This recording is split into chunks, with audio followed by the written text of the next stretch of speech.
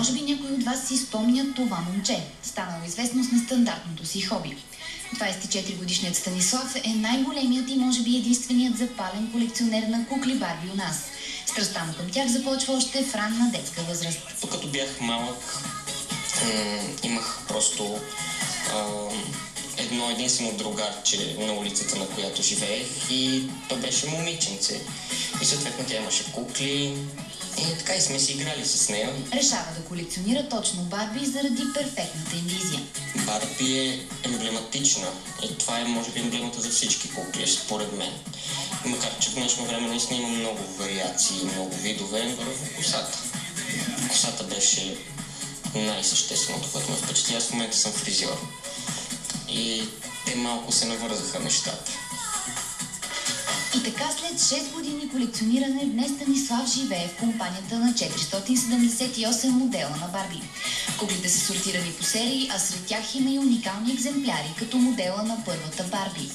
Има кукли, които са с лица на известни личности, има кукли на различни дизайнери. Едната от тях е на дизайнерката Донателла Версаче и тя е наистина много красива кукла. Тя е от 2004 година, но вече 6 години ми е номер 1.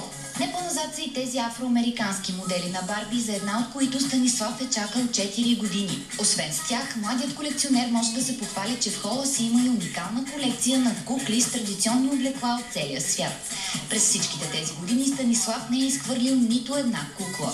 Това, което ме дразни, е, че много често се опитват да се изкриват на нещата с идеята, че това всъщност е женско хоби, което абсолютно не е вярно, защото около 90% от колекционерите са мъже. Жените не колекционират кукли като цяло. И си има причини за това, разбира се.